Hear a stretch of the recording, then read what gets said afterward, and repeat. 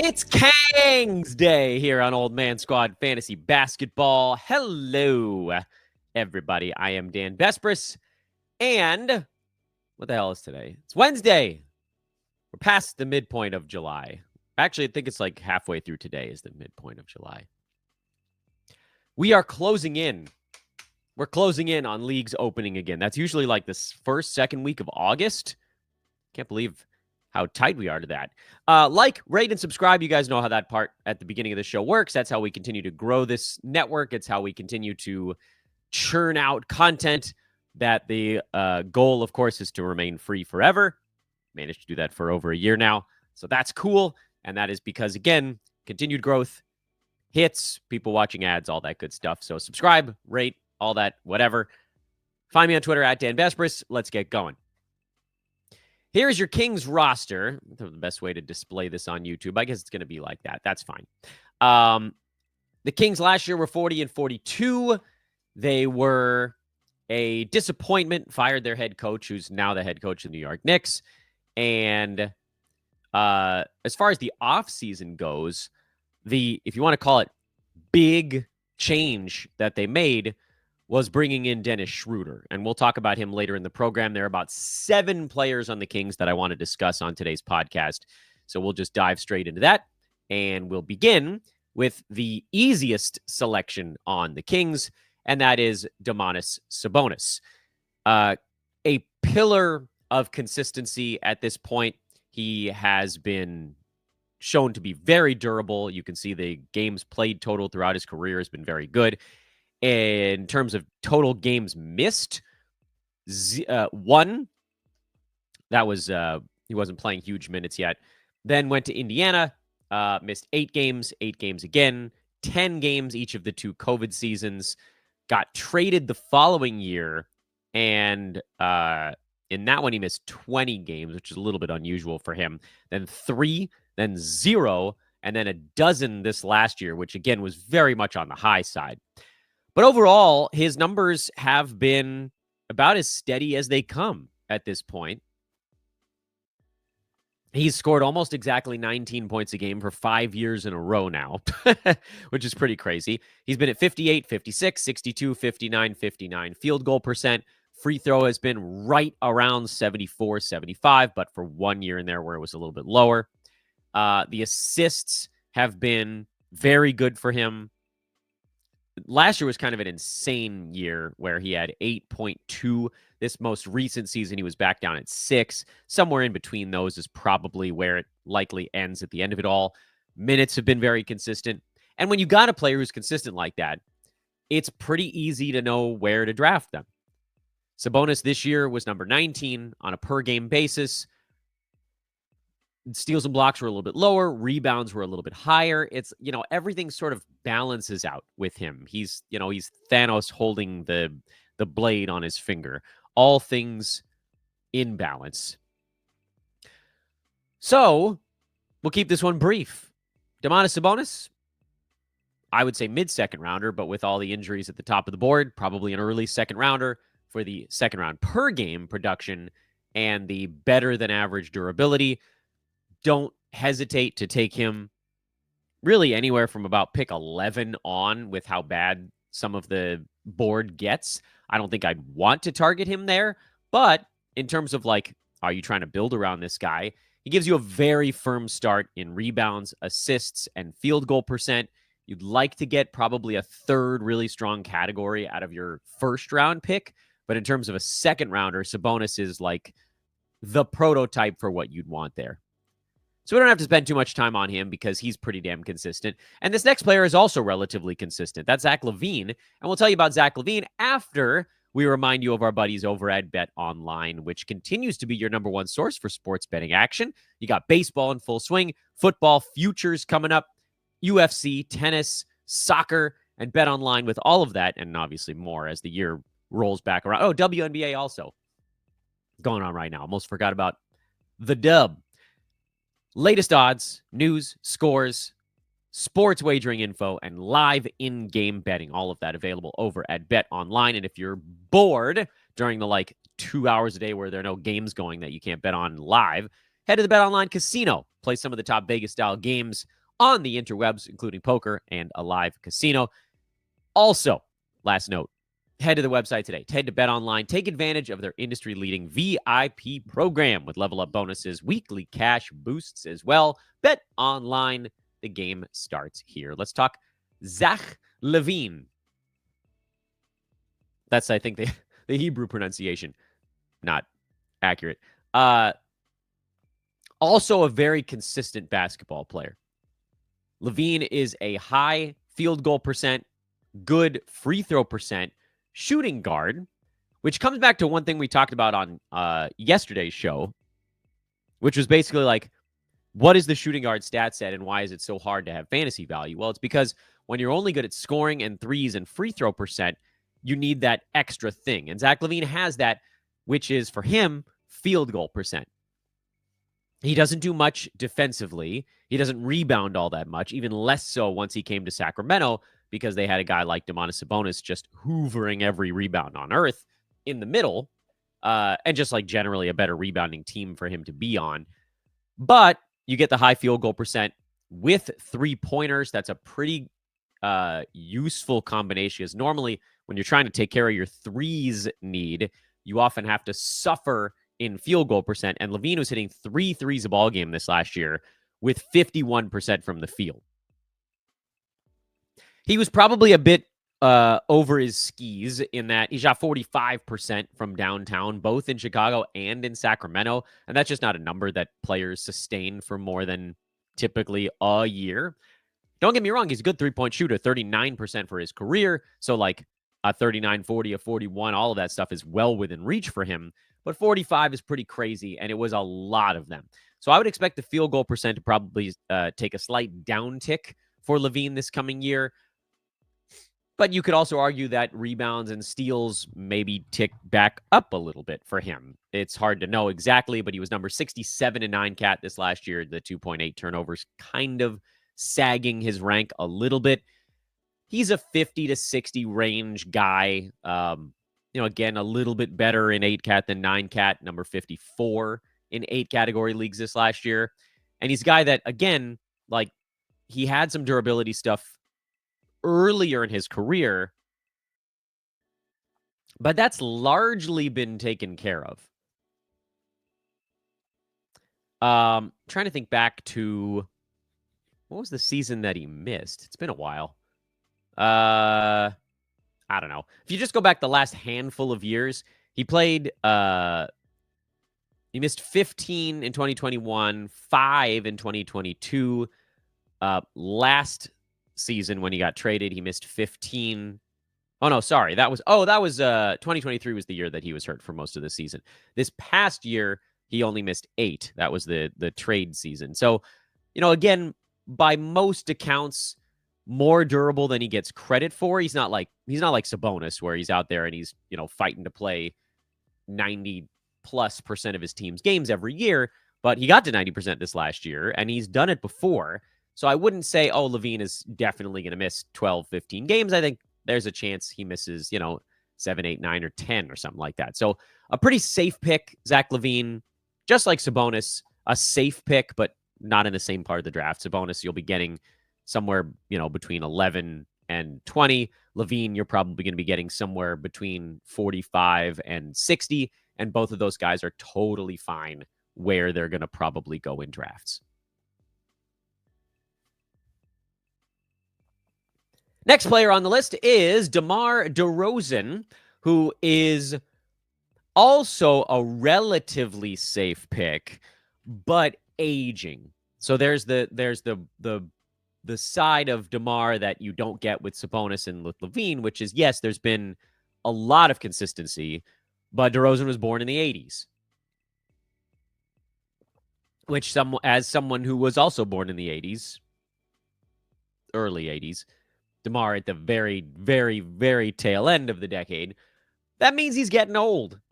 And you can see it in very small things, little things to look at with DeMar that sort of stand out, not in a huge way, but just a little bit. Like this last year, his free throw volume was the lowest it's been since 2018.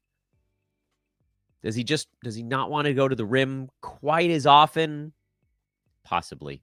Steals were down for DeMar this year, and the minutes were down a little bit as well, but not like anything substantial. Chicago, he was just playing, probably would argue, too many. So, 1.7 defensive stats last year became 1.2, which has happened to him before. It's not the first time that he's been down at 1.2, but that's typically more the low edge of where he would be in defensive stats. The scoring was still fine. He still got 17 shots a game, even in Sacramento. He actually upped his three-point count this last year, which, for better or worse, I don't think it changed things all that much for him. Maybe ever so slight decrease in field goal percent, but we're talking fairly microscopic stuff. But of course, the issue is, again, as guys get older, rebounds sometimes suffer, defensive stats sometimes suffer.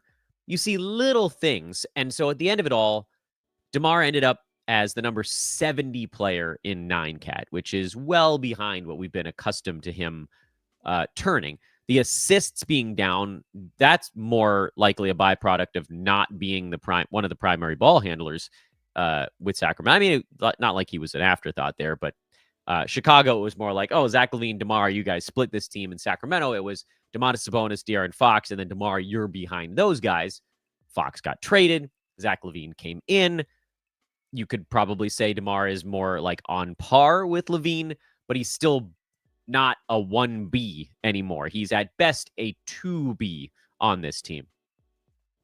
So if you don't think age plays a role, you can probably just assume that DeMar does the same thing again, which put him again, as we mentioned a second ago, right around number 70. Perfectly fair 6th round draft pick who, like Sabonis, like LaVine, has a twinge of durability in there. And DeMar, arguably, maybe even better than the other two guys on the durability front. He's played a lot of basketball games throughout his career, and that's been kind of like one of the claims to fame for DeRozan. We can go back. I mean, you can look at the whole damn career. This is a dude that got into the NBA in 2009, and he's had like one, maybe 2 seasons where you'd point and say, yeah, he got a little bit dinged up that year. Here's the number of games missed. It's going to take a second because it's all the way back to frickin' 2009, but 5, 0, 19, or was that a shortened season? Doesn't matter. 0, 3, 22, 4, 8, 2, 5, 4, 11. That was a COVID year. 6, 8, 3, 5. A lot of single digits in there, huh, friends? And I know he's getting older, but like you heard the last few, 6, 8, 3, and 5. The older he's gotten, he's almost like he's playing in more games lately. So that's, again, the thing. We've talked about this so many times. If ever there was a lesson for us to learn from this past fantasy season, it's that favoring durability usually works out slightly better than okay, which I know is not exactly the most glowing recommendation I can give to a strategy. But think about it just for a second.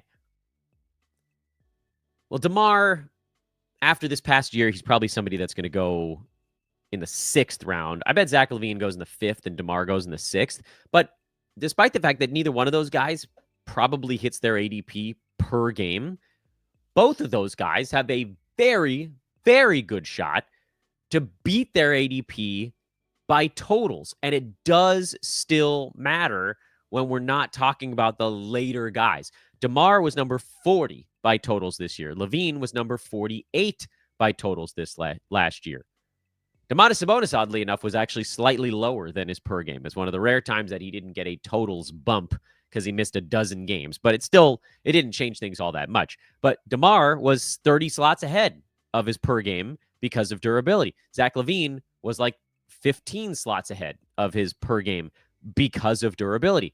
These things matter for guys that are 5th and 6th rounders. Once you get into the 8th, 9th, 10th round, not as much. Then that's when you really want to start taking those shots. But man, if you get a 5th rounder who's playing every day, that's useful for your fantasy team. So I like these guys. I think the first 3, maybe you call them the biggest names on the Kings. Those guys, crap, honestly, you could extend it even to the 4th player we're going to talk about, which is Keegan Murray. These guys all are going to be drafted. Maybe not Keegan. probably around where they should. And DeMar, maybe even a little bit later than he should because he's old. But we're at like a decade running where DeMar DeRozan has been healthy and his totals value has eclipsed his draft day slot. Almost every year he does it. There were years in there where his per game and his totals mark beat his ADP because he was old. And now we're at the part of his career where maybe it's just the total side. But let's talk Keegan Murray for a second. He's the next name on the board that I wanted to discuss. And he's different because the other three guys we've talked about on the Kings so far are all guys that score the basketball. And Keegan doesn't, at least not as much. He averaged 12.4 points this last year after getting up to 15.2. That was before the Kings brought in DeRozan, and now there's been the, De'Aaron Fox for Zach LaVine flip. But that type of stuff shouldn't impact Keegan Murray that much. In fact, looking at the entire year, Keegan was very consistent. He was like number 90-something the first half and number 70-something the second half. There were almost no notable changes other than he was cold shooting to start the year and medium shooting to finish the year. Otherwise, it was the same, basically. He was like around 11 shots a game almost the entire season. He made like 42% of them for the first 30 games and like 48% of them for the last 40 games. That was the difference for Keegan. So consistent and a lot like, and I said this when we were doing our Blazers review/preview, Toumani Camara and Keegan Murray remind me a lot of one another from a fantasy standpoint. Keegan had a lot of hype that there was going to be this big leap forward, and he took a medium-sized leap his sophomore year, but now there was I call it a regression. He just had less to do with the Kings bringing in a third high usage guy. And so I think he's now going to fall more, which is kind of where he belonged to begin with, into more of that, like, this is a little bit of an old man kind of player where he's going to score a little bit, but not a ton. He's going to get you some threes without completely tanking your percentages. He's a decent free throw shooter. He'll rebound a little bit. Actually rebounded pretty well this last year, but a little bit before that. And he'll get you a steal. He'll get you a block. And he's just going to quietly chunk along throughout the year. And ended up, at the end of it all, at number 70 the second half of the season and number 85 overall, which is fine. That's almost exactly where Toumani Camara finished up in rankings.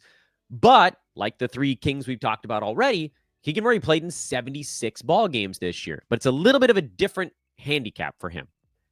Because when you're ranked around 90 and you play in a ton of ball games, it's not that helpful on the roto side.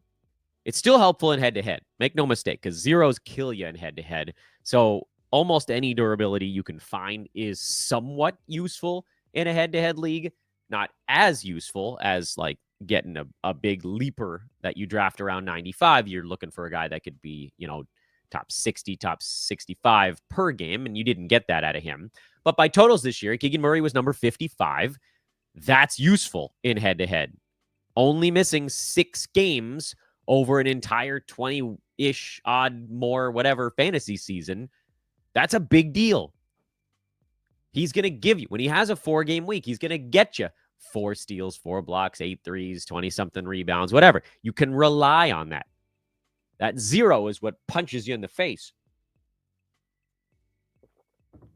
So Keegan Murray probably gets the he's boring now downgrade in drafts. If I had to guess, he'll probably go outside the top 90, maybe even slip a little bit more than that, but he's consistent enough where it probably won't be that big of a drop.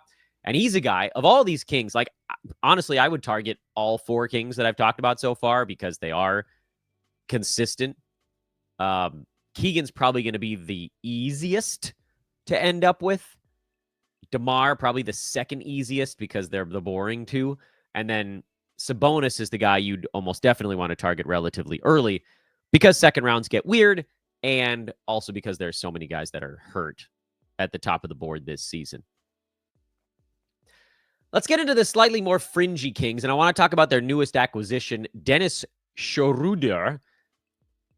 You know what's funny? The pronunciation guide on this name has been all over the map. When he did like a promo bump for the radio station here in Los Angeles when he was a Laker, which the Laker games are on 710 AM radio here in LA, and he actually called himself Schröder.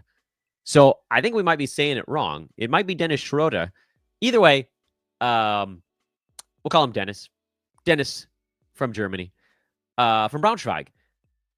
Of course, he's not a great fantasy player. And I don't want to spend forever on Dennis because the end of this discussion is going to be, I don't think he has enough to do in Sacramento to have 9 category fantasy value. But I'm not certain of that. And you probably have situations where, like, if Zach LaVine goes down and Schröder's now the third option, then maybe there's enough there. But like what I'm showing you guys on YouTube right now is the very long and trade-heavy career arc of Dennis Schröder, where he's never, despite being a point guard, he doesn't have a super translatable fantasy game. He's a very low field goal percent point guard, which is not that uncommon, but doesn't really shoot the 3 ball and doesn't really get a ton of steals. Typically, when we talk about point guards, you're looking for some scoring, but assists, threes, and steals is usually the sort of trifecta that you hope to get out of a point guard, with maybe they probably don't get to the free throw line a ton, but it's usually going to be a good free throw. And because there are 4 categories that point guards are usually good at, their game does translate to 9 cat. But Schröder, now to his credit, he did have 1.1 steals during his mega surge in Brooklyn this year. He's never been a big 3-point shooter. Took a bunch more of them in Brooklyn, actually, each of the last 2 seasons. He's been on so many damn different teams in the last 2 years. Brooklyn, Toronto, Detroit, Golden State. Like, what? It's crazy. Maybe we've seen enough to say he's added the 3-pointer to his arsenal, which makes his fantasy game a little bit more translatable. But also, he's not going to be coming into Sacramento to be a lead horse in assists. I think you're looking at a Dennis Schröder that's going to be a little bit more like his Los Angeles Lakers season, where he got minutes. He played 30 minutes a game in LA, and I don't know that he gets all the way up to 30 in Sacramento, but I do think he's the starting point guard for the Kings. I think their starting 5 is going to be Schröder and the 4 guys we just talked about, which is why there are 2 other names I want to talk about quickly here in a moment. But let's say he gets 27, 28, 29 minutes and 11-ish, 11 and a half shots a game or something like that. That's usually landed him somewhere in the 12, 13 points per game, 4 to 5 assists, low steals, between 1 and 2 3-pointers. And if you want, you can go back to that 2022 season and try to figure out where Dennis was ranked. And the answer is basically nowhere, because it wasn't good. And the turnovers weren't bad that year, but 12-4 on bad field goal percent with some good free throws and not many threes or steals, that's not enough. You have to be punting a bunch of things. Steals, like you have to be punting things that you'd normally be targeting if you were getting a point guard like Schröder super late in the draft. So I'm not that excited about him. I reserve the right to change my opinion if the Kings somehow move off of DeMar DeRozan, but even then, I don't think there's going to be enough. He needs to be like what he was in Brooklyn last year, which was probably the number 1 or number 2 option at the start of the season. And he put up 18 and 6.5 with over a steal and 2.5 3-pointers. That was a great start to the year. And he shot 45% and 89% at the free throw line on 3.5 attempts per game. Like, that's what it has to be. But you got to go all the way back to Atlanta OKC years to get Schröder up to that marker. I just don't think that's happening again. So I'm going to take a pass on Schröder, and I'm going to take a pass on the next guy as well, and that's Malik Monk, who has similar issues to Schröder in that he's a low steals point guard type of stat set, but Malik Monk has over the years been better than Schröder at scoring and hitting 3-pointers, at least in like when they've had opportunity to do so. I just think this past season was probably about as good as it was going to get for Malik. And I think that's probably headed back in the southward direction. So this last year, he was number 99 in 9 category leagues. If you were punting either field goal or turnover, he got a bump to where he became a little bit more valuable. But he was also the starter for like a solid 40 to 50 games in and around other things the Kings were trying. Keon Ellis, who we're going to talk about to finish up today's show, was the other option there. But Monk goes back to being a bench gunner, unless the Kings can get off of him, which we've heard they're trying to do. And then, obviously, if he ends up someplace else, we can reassess. But in Sacramento, he's going to be a bench gunner. He's going to come in. He's going to get probably 10, 11, 12 shots a game. He's going to probably get 4 assists. And now you're talking about basically what I just described with Dennis Schröder. Slightly more threes, maybe even worse defensive stats. Both guys good at free throws. They are a fantasy redundancy. So if you don't like Schröder getting the starter's job, you almost can't like Malik Monk getting the bench job, where Malik was startable when he was the starter, getting 32, 33 minutes a game, and certainly games when Fox was out or traded. Those were big games for him. When DeRozan was out, those were bigger games. But he leveled off, and Monk is going to need a bigger role if we want to see him get inside the top 100 again.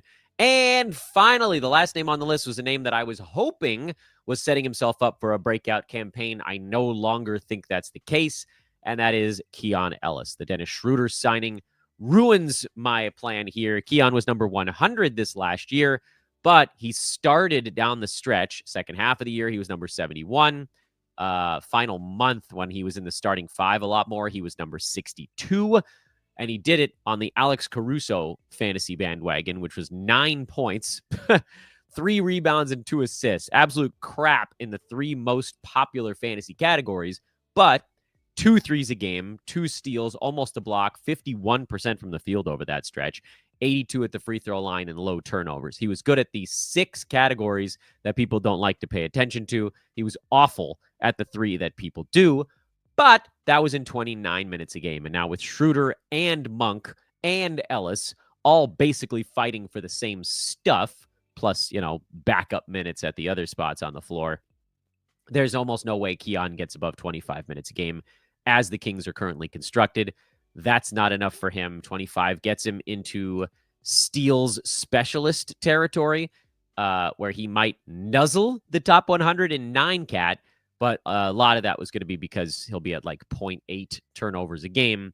And a guy getting 1.5 steals and 0.8 blocks, that's useful, but it's more useful in like a 4-game week or in Roto if you're trying to hard charge 2 categories and you have a big lead in points and rebounds or something like that. So probably not an everyday guy this coming season. Probably not someone you need to draft because as they're constructed, he kind of maxes out at the top 100. But a guy that will probably be on and off of rosters throughout the year. He'll get hot. I mean, you guys can see the game log for Keon Ellis as I flash it on your screen. He had that one game where he hit 6 3-pointers. That's the type of night he'll get picked up. There will be a game where Schröder's out, where he'll probably be playable, or if Malik Monk gets traded, and we might want to take another look at him. But they're just a bit log-jammed right now at that guard spot with the addition of Dennis Schröder, and I think that's going to hurt Keon Ellis quite a bit. And that, sir or madam, is your Sacramento Kings. Domantas Sabonis, Zach LaVine, both should be pretty safe draft picks where they're likely going. DeMar DeRozan, relatively safe. We'll see if he goes a little later this year. Keegan Murray, I think also a decent pick. My guess is that he will also go a little bit late, but he's young enough where you're not dealing with the likely kind of downturn in production. Dennis Schröder, I mean, if you badly need 4+ assists per game, like a 13th, 14th, 15th round pick, if you got a slightly deeper league. Malik Monk, maybe kind of a similar attack plan, but I'm probably not drafting any of those 3 guys at the end. Schröder, Monk, and Keon Ellis, who each have their own individual roles in life, but none of them are ones that fit a top 109 cat valuation. I am Dan Vespers for Old Man Squad. Hit that like button on your way out. Subscribe, however you're taking in the content. I'll see you guys at Dan Vespers over on Twitter. Old Man Squad as well, as we continue to grow our offering here with draft season just a few weeks around the corner. Looking forward to as many as 5 different content creators here on the YouTube channel alone. And I'm very, very, very excited to have you guys along for the ride. Have a great day. Back with another one tomorrow. So long.